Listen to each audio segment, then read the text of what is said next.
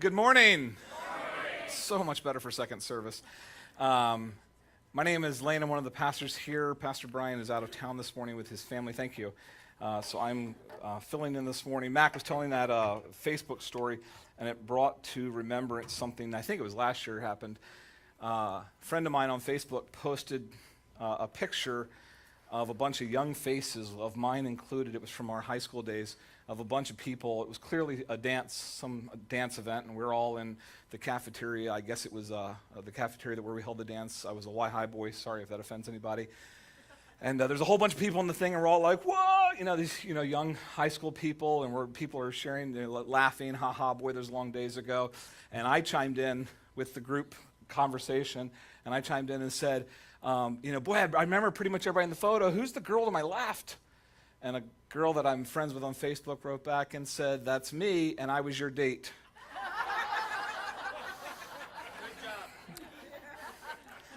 Needless to say, I don't go around Facebook that much anymore. I kind of stay off of it because that's my big fat mouth getting me, big fat typing, getting me in trouble.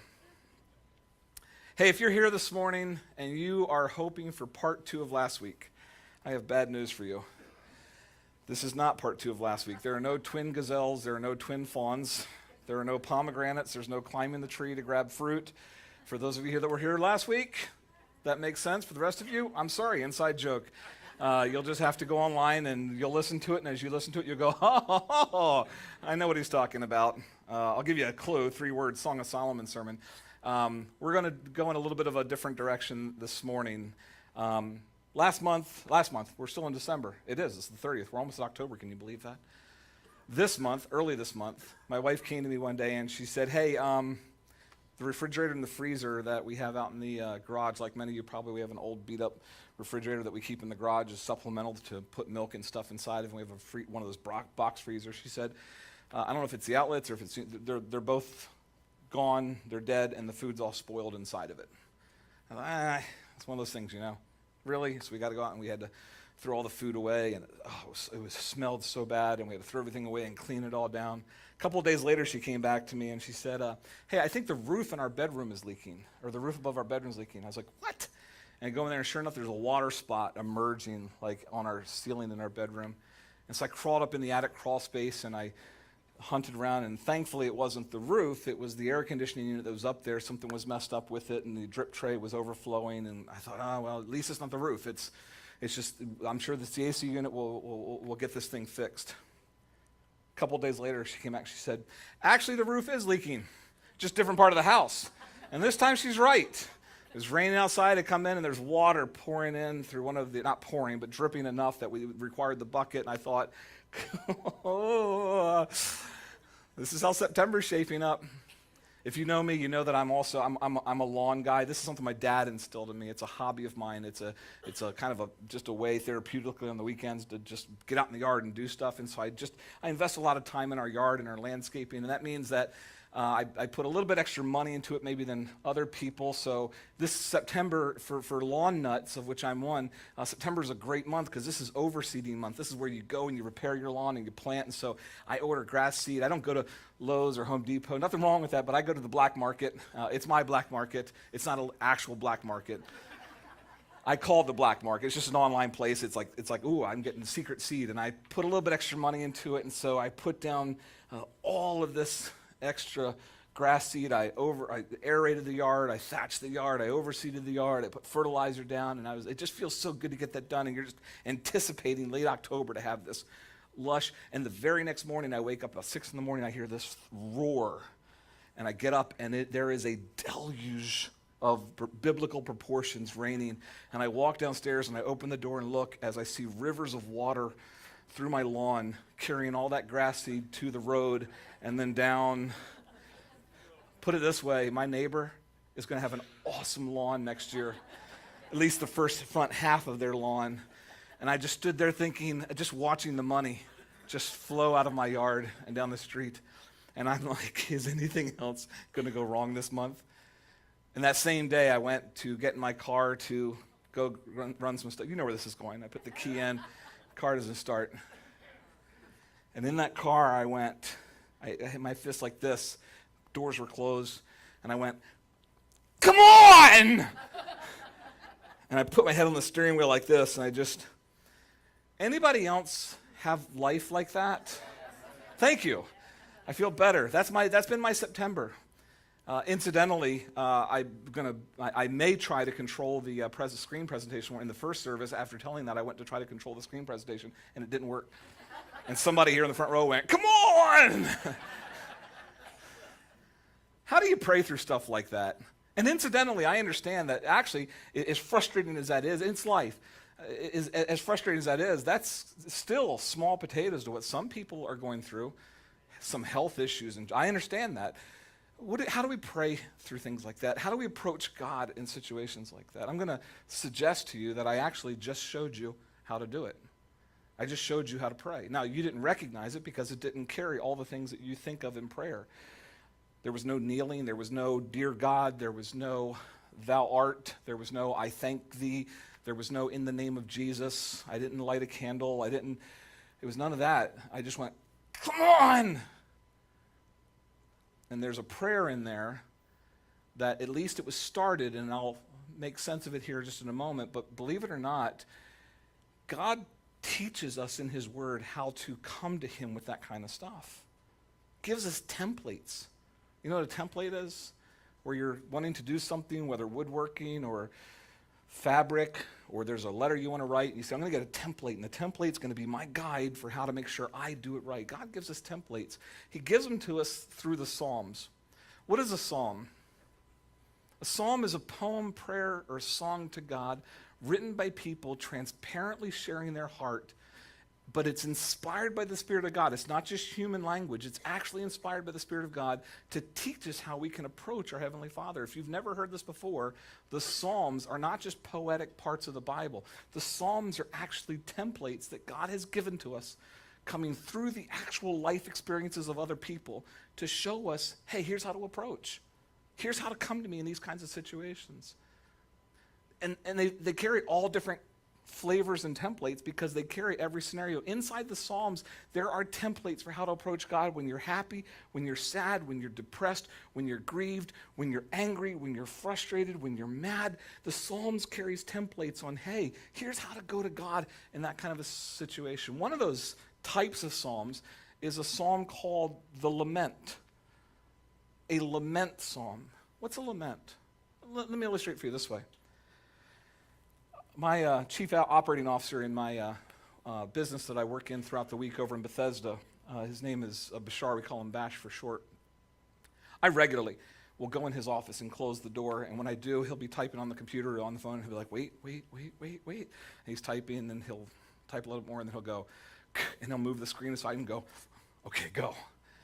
And the reason he gets all excited is because years and years ago, when I first started at the company, I did that. I went in his office one day, and I closed the door, and I just went off on stuff that I was upset about. And he got really angry with me. I didn't know him that well back then, but he got really, and I thought, why are you getting angry? I'm the one with the issues. He said, yeah, but when you come in here with all that stuff, that means I got to do something. So you're bringing things for me to do, and I don't want to do your stuff. I want to do my stuff. And so when you come in here, I go, great, now I got to do something for Lane. And I said, I don't want you to do anything. And he went, you don't want me to do anything? I said, no. He said, you're just here to vent. I said, I'm just here to vent. And he's like, so I don't need to do anything. I said, nothing. I just want to get it off my chest. And he said, oh, well, then let's have at it. So now, today, years later, I come in, I still come in, I close the door, and he's like, oh, let me hear it. He's like, because he's all happy because it means he doesn't have to do anything. And I just, and he's like, are you good? I'm good. Got that off your chest? We're fine. All right, let's do lunch today. I'm in, we're good. Anybody else vent? Know what a vent is? A lament is very, very, very, very close to a vent, except there's a key difference here. A lament is a prayer where you vent, but you do want vindication. You do want somebody to do something about it.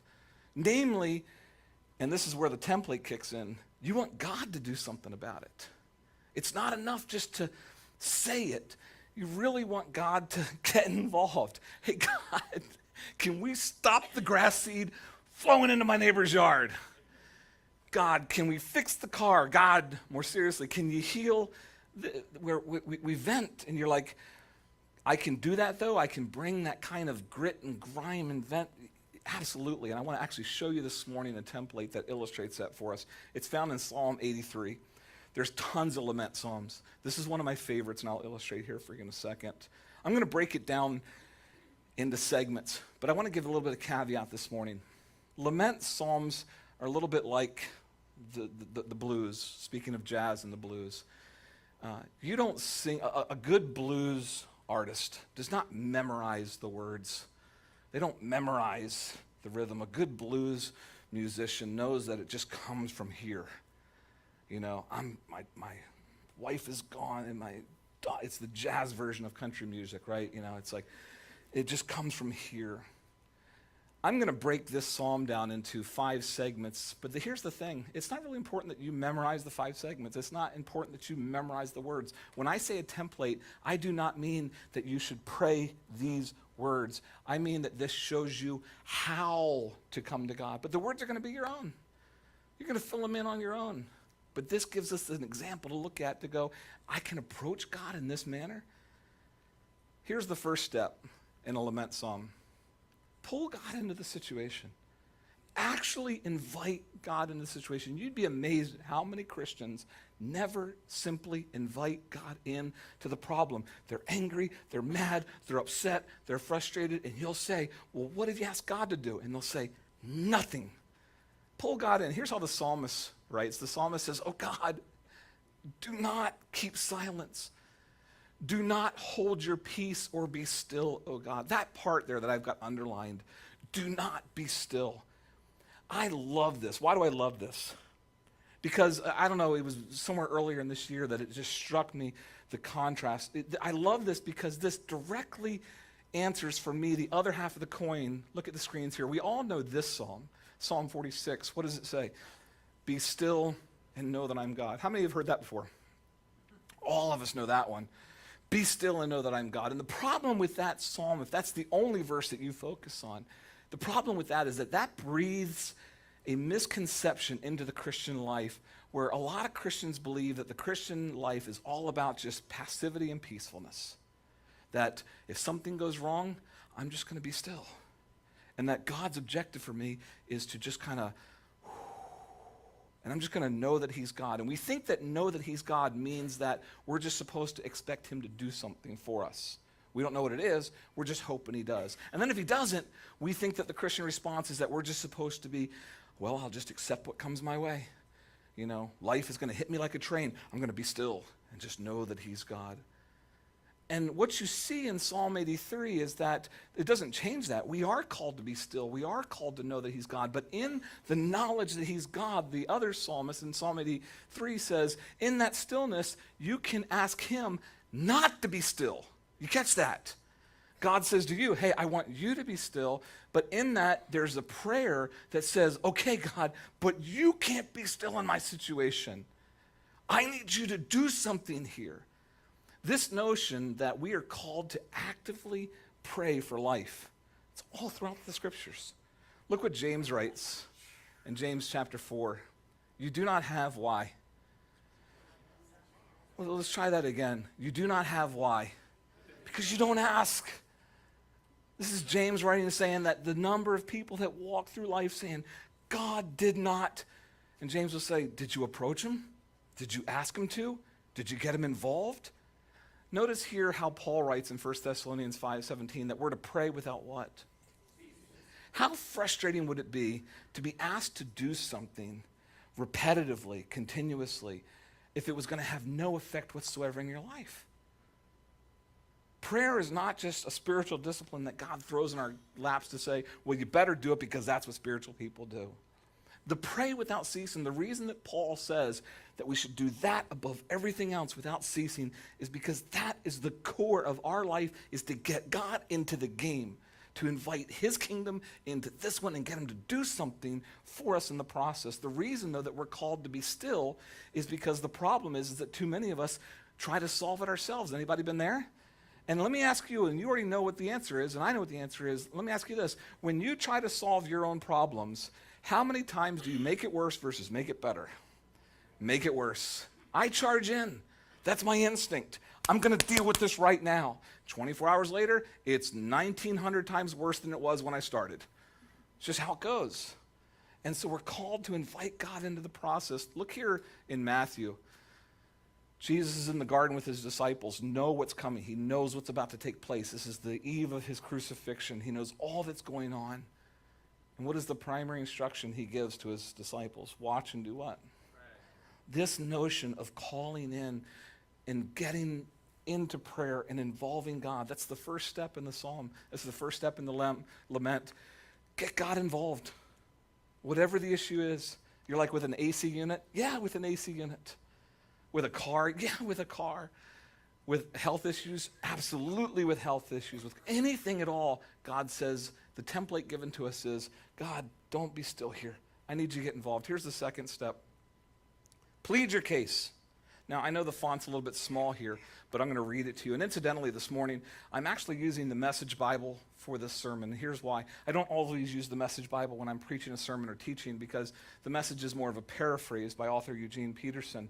Nothing wrong with a paraphrase, just know that it's not necessarily, the goal of the author isn't to get every single word actually literally correct, it's more to carry the heart of it. But that's exactly what we're doing this morning, is we're looking at the Lament Psalm, not to memorize words, not to memorize names, not to try to figure out every single line, how many lines, how many words. That's not what I mean by template. The goal is to feel the spirit of it. The goal is to get the sense of what it means to go before God with a lament. So it's perfectly appropriate to use this translation. Here's how the psalmist writes. Your enemies are out there whooping it up. You say, whooping? Is that a biblical word? It is here. The God haters, they're living it up. They're plotting to do your people in, conspiring to rob your precious ones. Let's wipe this nation from the face of the earth, they say. Scratch Israel's names off the books. And now they're putting their heads together, making plans to get rid of you, God, Edom and the Ishmaelites, Moab and the Hagrites, Gebal and Ammon and Amalek, Philistia and the Tyrians, and now Assyria has joined up, giving muscle to the gang of Lot.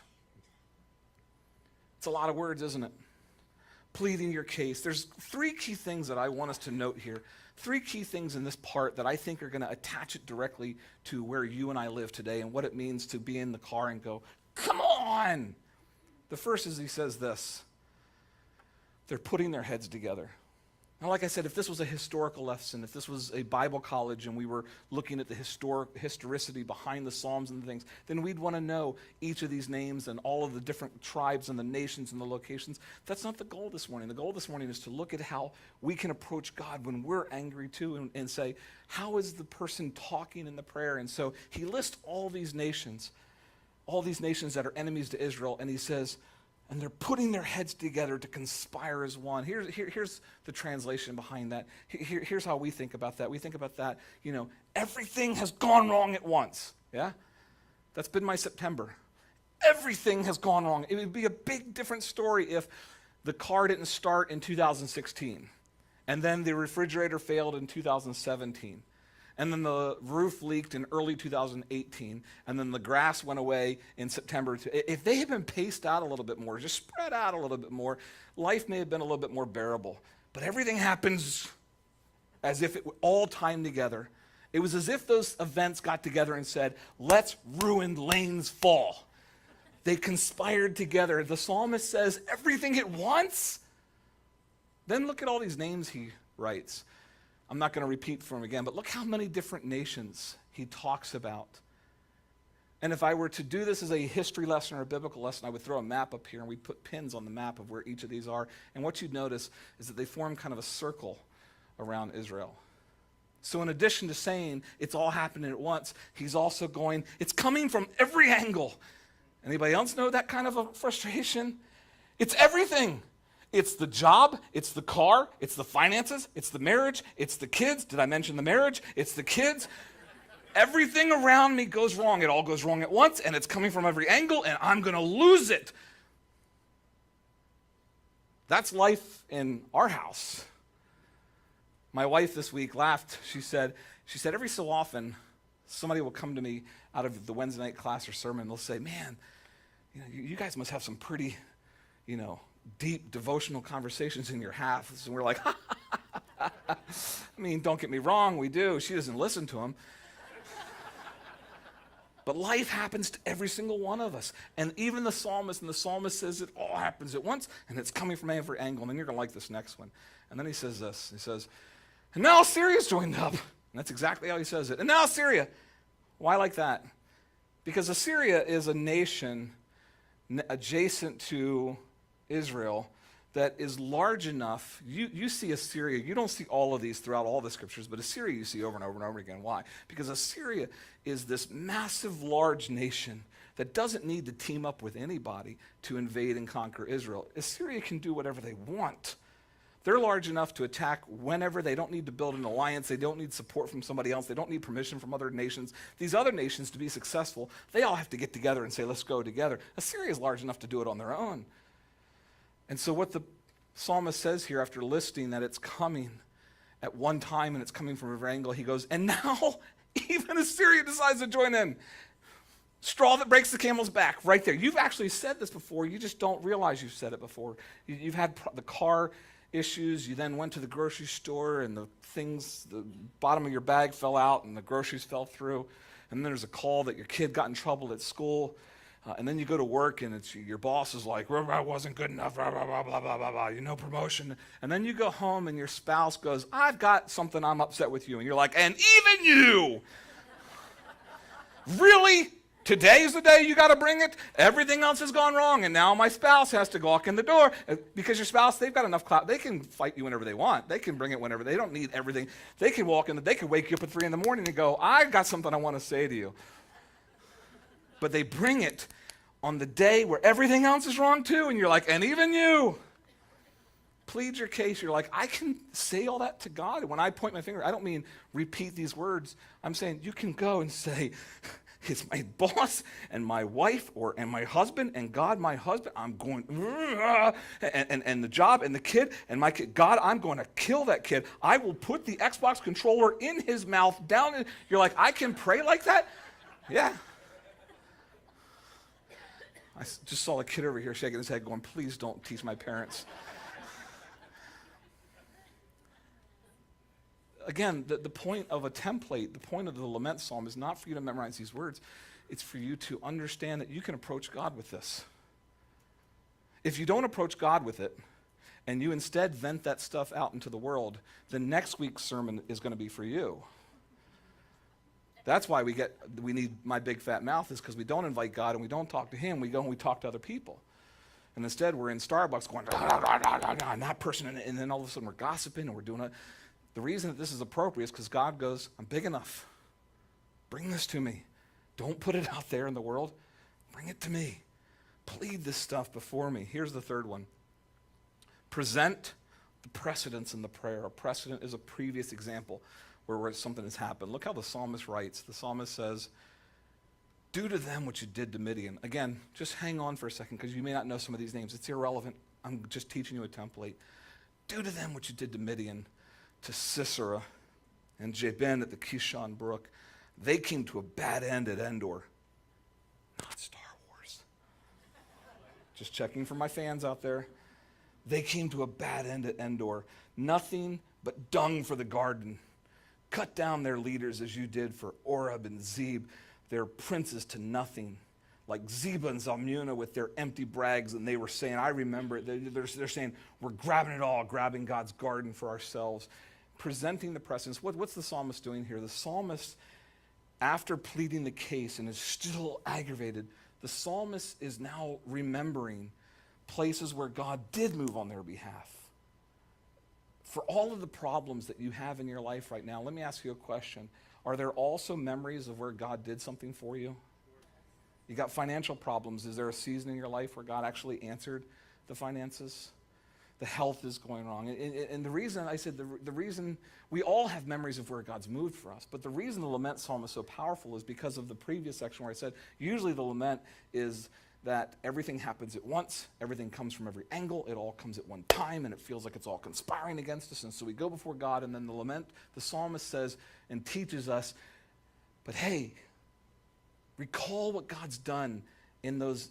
You just got hit by 6 things. Take those individual 6 things and ask yourself, was there ever a time that God previously answered against those individual things for you? And the answer is going to be, yeah, I can remember. I just want to look at this one where he says, do what you did to Midian. Why is that important for the psalmist? It's not going to be on the screen right away. I just want to read a little bit to you. This story is found in Judges chapter 6. And I just want to recount it for you just a little bit. Just listen here for a second. In Judges chapter 6, it's a great story to read. This is before the psalmist. This is back in Israel's history. It says, the power of Midian was so oppressive that the Israelites were living in shelters in mountain caves and strongholds. That Midian had invaded Israel, and Israel had been pushed out from their homes, and they were living up in mountain caves and clefts to hide from the Midians. That's how powerful this nation was. And whenever the Israelites would plant their crops, the Midianites and a bunch of other eastern peoples would invade the country, and they would camp on the land, and they would absolutely just level the crops and taking it all for themselves.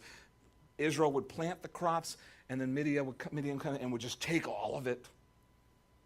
And then in Judges 6, it says, one day, the angel of God came and sat down under this oak tree.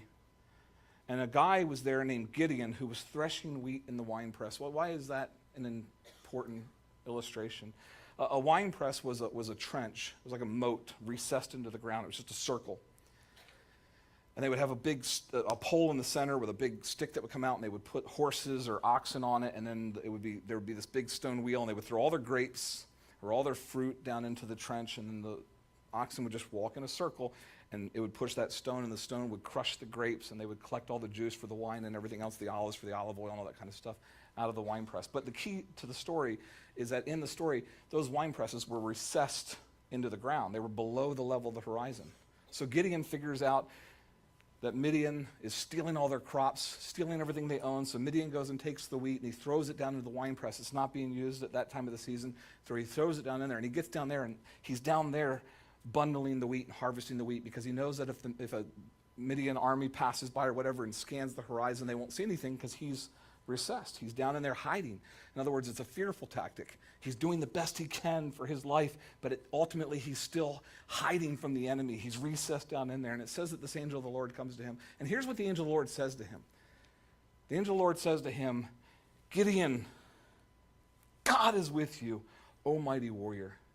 How many of you would love to have, in a situation of your life where things are going wrong, how many of you would love to have an angel show up in your living room and say, hey, God's with you, O mighty warrior? Because we think the response would probably be we think the response on our end would be, he is? I am? Well, bless God, let's move. I knew God was going to do something. I am a mighty warrior. I hear it all the time. Let's go. That's not how Gideon responds. Here's how Gideon responds to the angel. Gideon says, with me? If God's with us, then why is everything else going wrong? Stop right there. I know you're reading ahead, but just stop right there. Because every single person in this room has probably said that. If God's with me, why is everything going wrong? Sitting in that car and everything goes wrong. I had the audacity in my prayer moment to say to God, I tithe. I do. I tithe. You can't even help the car start? If God's with me, at least the car might start. Gideon and I, we're kin. If God's with us, why has all this happened? Where are all the miracle wonders? Our parents and grandparents, notice how he's recounting. Our grandparents and parents have told us all about, well, don't you ever forget, God delivered us from Egypt.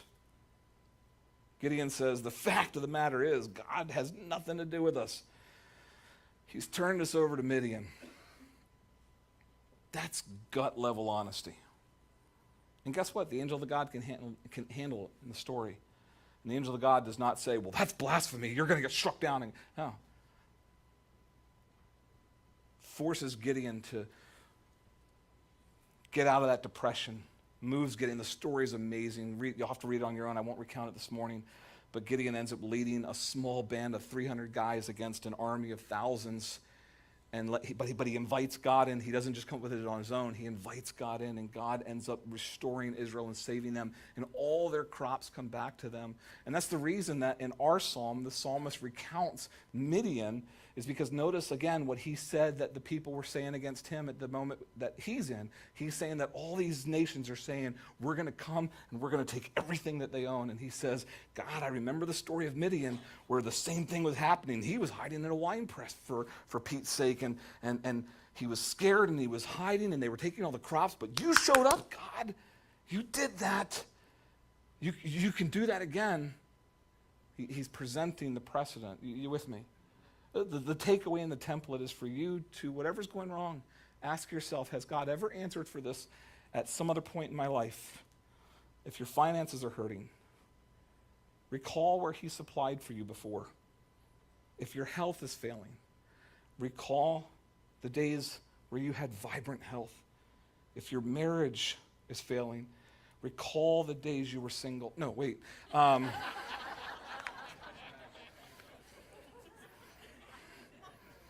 For some of us, that's what we do. That's not the answer. The answer is to recall the day that he answered your prayer and gave you that person.